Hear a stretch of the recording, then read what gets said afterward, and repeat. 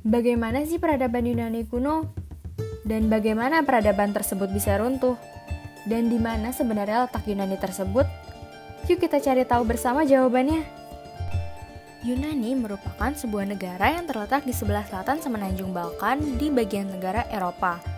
Yunani terbentuk dari bagian-bagian kecil oleh serangkaian gunung.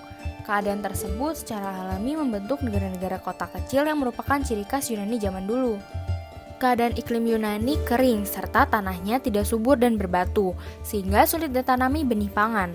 Walaupun demikian, pada musim panas, pohon zaitun dan anggur tumbuh dengan subur. Yunani kuno merupakan periode yang berlangsung antara 1000 tahun. Periode ini berakhir pada saat munculnya agama Kristen. Oleh sebagian sejarawan, peradaban ini dianggap sebagai awal dari peradaban Barat. Budaya Yunani memengaruhi kekaisaran Romawi. Istilah Yunani kuno dikenal pada wilayah yang menggunakan bahasa Yunani pada zaman kuno. Yunani kuno mencakup semenanjung Yunani modern. Wilayah lain yang ditinggali orang Yunani seperti Siprus dan Kepulauan Aegean, Ioria, Sisilia, dan bagian selatan Italia, serta pemukiman lain di sepanjang pantai Kolsis, Iliria, Thrace, Mesir, Cyrenaica, timur, dan timur laut semenanjung Iberia dan Taurika. Daerah Yunani berupa dataran rendah yang terdapat di dekat laut dan terbentuk oleh endapan lumpur sungai. Selebihnya berupa jazirah, yaitu Peloponnesos dan Attika. Kesatuan politik atau disebut dengan polis dan negara kota atau city-state yang wilayahnya meliputi kota itu sendiri dan daerah-daerah di sekitarnya.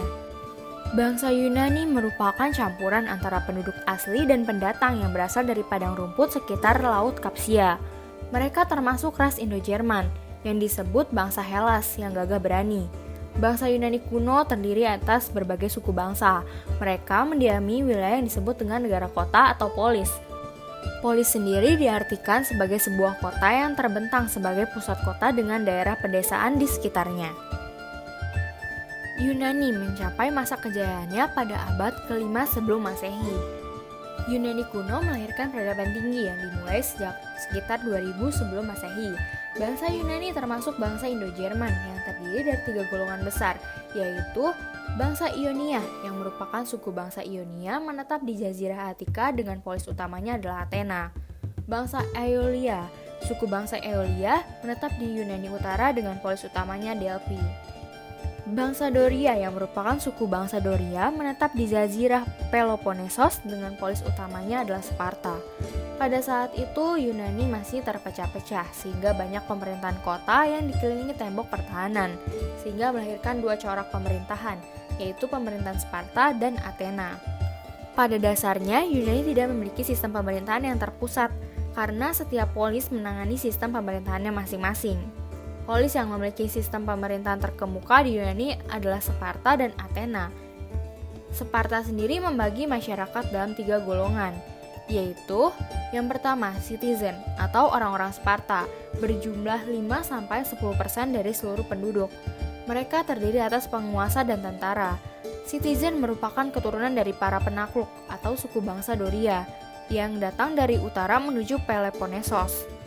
Mereka menduduki dataran rendah Lakonia yang paling subur dan mendesak penduduk aslinya menjadi Helot dan Perikoi.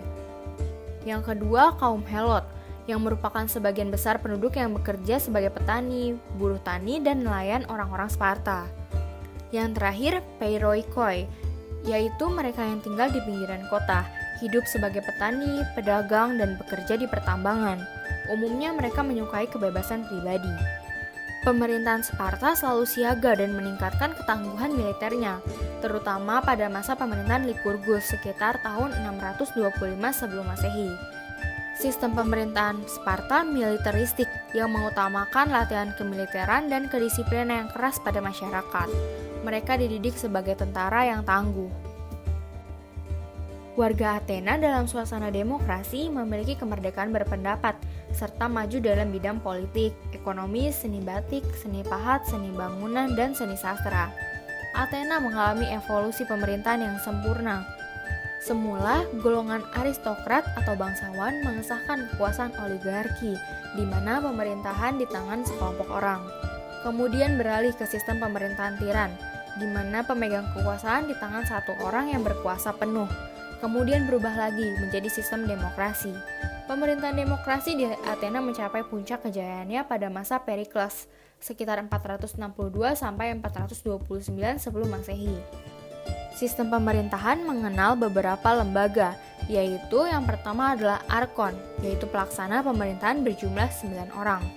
Yang kedua Areopagos, yaitu dewan yang mengawasi pelaksanaan Arkon sekaligus merangkap Mahkamah Agung, dan anggotanya adalah mantan para Arkon.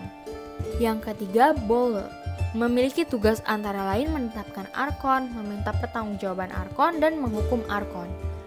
Yang terakhir dalam bidang pertahanan dan keamanan dipegang oleh 10 orang ahli strategi perang yang menguasai angkatan darat dan angkatan laut. Selanjutnya, bagaimana ciri khas arsitektur Yunani kuno?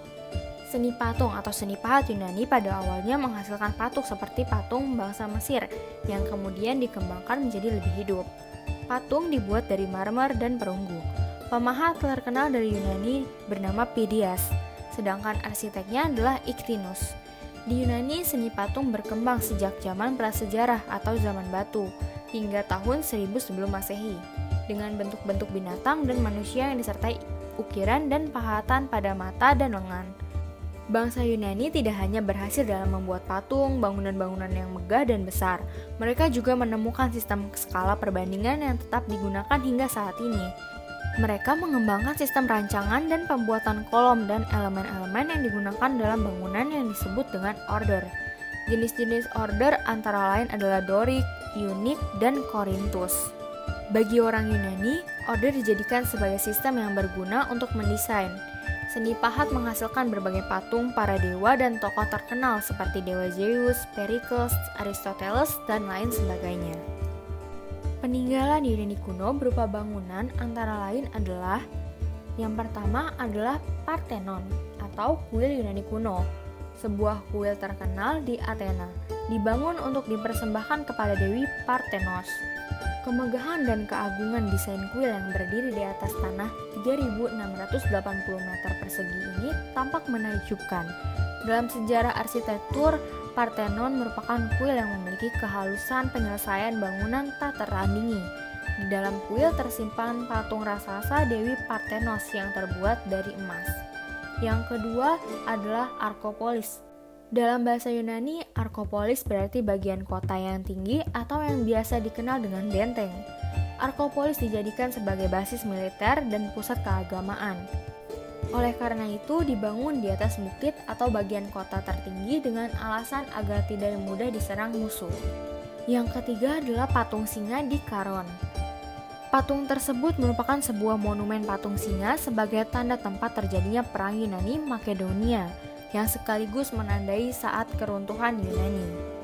Yang keempat, Amphitheater. Amphitheater merupakan bangunan berbentuk bulat atau bujur telur yang di tengahnya dijadikan sebagai arena. Tempat ini dahulu dipakai untuk pertunjukan gladiator seperti bangsa Romawi. Amphitheater dapat disamakan dengan stadion. Yang terakhir adalah Colossus Rhodes. Colossus merupakan nama patung-patung zaman purba yang berukuran raksasa dan tersebar berada di Pulau Rhodes. Dibangun untuk menghormati dewa matahari yaitu Helios. Colossus ini termasuk salah satu 7 keajaiban dunia pada masanya. Dalam hal kepercayaan, masyarakat Yunani memuja banyak dewa atau politeistis yang berarti percaya kepada banyak Tuhan. Masyarakat Yunani menggambarkan dewa-dewa yang disembahnya berperilaku manusia dan mempunyai kekuatan dan kecantikan yang luar biasa. Dewa mereka yang terpenting adalah Zeus yang merupakan penguasa langit. Dewa-dewi yang dipuja oleh bangsa Yunani adalah: yang pertama adalah Zeus yang merupakan dewa teragung dalam mitologi Yunani. Ia raja dari segala dewa dan penguasa bangsa manusia. Zeus dijuluki sebagai dewa manusia, langit, dan badai. Zeus dapat mengeluarkan petir untuk menyambar siapapun yang melawannya. Ia adalah anak dari Cronus dan Rhea yang masih keturunan bangsa Titans. Ia berkuasa di Gunung Olympus dan tak heran saat itu orang Romawi selalu mengadakan pertandingan olahraga yang dikenal dengan Olimpiade untuk memberikan penghargaan dan penghormatan kepada Zeus.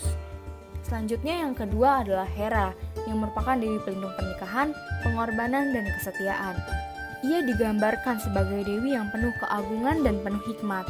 Oleh karena itu, ia sering ditatakan dan dipakaikan mahkota polos yang berbentuk silinder tinggi yang hanya dipakai oleh beberapa dewi-dewi besar. Yang ketiga adalah Aphrodite, yang merupakan dewi cinta dan kecantikan. Ia dilahirkan dari buih laut yang berasal dari sperma Zeus. Patungnya dapat dijumpai di Museum Arkeologi Nasional Athena. Selanjutnya yang keempat adalah Apollo, yang merupakan dewa cahaya, musik, tarian, pengobatan, pelindung pemanah, dan penyair dalam mitologi Yunani Romawi. Ia adalah anak dari Zeus dan Leto, serta saudara kembar dari Artemis. Apollo identik dengan busur panah, dan bahkan memiliki busur yang terbuat dari perak. Yang kelima adalah Athena, yang merupakan seorang dewi Yunani yang melambangkan kebijaksanaan, strategi, perang, keindahan jiwa, dan seni hingga pendidikan. Meskipun ia dikenal sebagai dewi perang dan bersenjata, namun sosoknya digambarkan sebagai seorang dara atau perawan. Ia juga dikenal dengan belas kasihannya terhadap manusia saat para dewa lain yang dengan kesewenang-wenangannya berkuasa. Selanjutnya adalah Ares, yang merupakan dewa perang dan pembantaian. Ia keturunan dari Hera dan Zeus, yang memiliki dua pengawal bernama Phobos dan Deimos. Untuk penghormatan dan persembahan kepadanya, maka dipakailah bulan dalam kalender, yaitu Maret.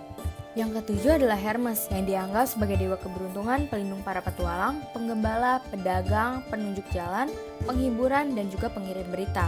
Ia memiliki tubuh yang mungil dan mengenakan kopi dan sandal bersayap. Yang kedelapan adalah Hades, yang merupakan dewa kematian atau neraka. Ia memiliki julukan lain yaitu Pluto. Ia kerap digambarkan bersama anjing berkepala 3 yaitu Kerberos dan berada di neraka. Yang terakhir adalah Helios, yang identik dengan matahari. Ia digambarkan dengan mahkota cahaya matahari yang bersinar. Selain itu, setiap kesenian dan ilmu pengetahuan juga mempunyai dewa dan dewinya tersendiri. Para dewa bersemayam di Gunung Olympus, sedangkan Apollo dan para dewi kesenian serta ilmu pengetahuan mereka bertempat di Gunung Parnassus. Yunani merupakan salah satu negara yang terkenal dengan ahli filsafat dan ilmu pengetahuannya. Beberapa filsuf dari Yunani kuno yang terkenal adalah Socrates, yang merupakan ahli filsafat Yunani kuno pada tahun 469 sampai 399 sebelum Masehi. Ia lahir di Athena. Ajarannya antara lain mengenai kebenaran dan kebajikan. Selanjutnya ada Plato. Ia merupakan murid Socrates dan menjadi rujukan bagi para ahli di berbagai ilmu. Ajaran filsafat Plato yang terkenal adalah Platonisme, yang mengatakan bahwa tidak terletak dalam diri seseorang melainkan berada di luar dan bersifat dualisme. Selanjutnya ada Aristoteles, yang merupakan pemikir besar dari Yunani yang hidup pada tahun 384 sampai 322 sebelum Masehi dan merupakan murid dari Plato. Kehadirannya sangat berpengaruh besar dalam perkembangan kebudayaan barat. Ciri-ciri dari karyanya adalah analisisnya yang halus, pertimbangannya tidak berat sebelah, perhatiannya luas terhadap fakta-fakta empiris. Selanjutnya ada Hippocrates, yang merupakan seorang dokter Yunani kuno yang dianggap sebagai bapak kedokteran lantaran pemikirannya banyak memengaruhi ilmu kedokteran. Ia juga telah menghasilkan banyak karya yang beberapa di antaranya masih dijadikan rujukan dalam perkembangan ilmu kedokteran hingga saat ini. Selanjutnya ada Archimedes, yang merupakan ahli matematika dengan pahamnya yang terkenal yaitu hukum Archimedes. Yang terakhir adalah Pythagoras, yang merupakan ahli matematika dengan ajarannya yang terkenal yaitu Teorema Pythagoras. Pada tahun 500 sebelum Masehi terjadi perang melawan bangsa Persia di bawah kekuasaan Darius Agung yang berkuasa pada tahun 521 sampai 485 sebelum Masehi. Hal ini disebabkan karena bangsa Yunani membantu kaum koloni Yunani di Asia Barat yang melawan kekuasaan Raja Darius. Perang Persia berlangsung cukup lama, sampai dengan 3 periode. Perang Persia pertama terjadi pada tahun 492 sebelum Masehi. Pada perang ini, serangan yang dilancarkan pasukan bangsa Persia mengalami kegagalan yang disebabkan adanya gangguan topan ketika menyeberangi Selat Dardanella. Perang Persia kedua terjadi 2 tahun setelahnya. Perang bermula dari pendaratan pasukan bangsa Persia di Attika, namun berhasil dikalahkan oleh tentara Athena di bawah pimpinan Miltiades. Perang Persia ketiga terjadi pada tahun 480 sebelum Masehi. Pasukan tentara Persia dipimpin oleh Xerxes. Pada peristiwa ini terjadi cerita besar mengenai pasukan Raja Leonidas dengan tentara Spartanya yang berhasil menahan sementara tentara Persia. Pada akhirnya, walaupun Raja Leonidas mati dan mengakibatkan Athena dan daerah Yunani tengah dikuasai, Persia tetap kalah di akhir perang karena Yunani berhasil bersatu untuk melawan Persia. Setelah mencapai puncak kejayaannya dalam pertengahan abad ke-5 sebelum Masehi, kekuasaan Yunani mulai mengalami kemunduran. Ada 2 faktor yang menyebabkan keruntuhan Yunani. Pertama, karena adanya ajaran atau paham yang diberikan oleh para ahli Yunani berisikan pemikiran-pemikiran yang beraneka ragam, sehingga menimbulkan kebimbangan dalam masyarakat terhadap norma-norma lama. Yang kedua adalah perang antara sesama bangsa Yunani, yang akhirnya melemahkan bangsa Yunani sendiri, terutama perang Peloponnesos, yang telah menghancurkan Athena. Sehingga pada tahun 338 sebelum Masehi dalam pertempuran di Chaeronea, Yunani dikalahkan oleh bangsa Makedonia di bawah pimpinan Raja Philippus. Sekian pembahasan kali ini, semoga bermanfaat bagi kita semua. Terima kasih sudah menonton dan sampai jumpa di video selanjutnya.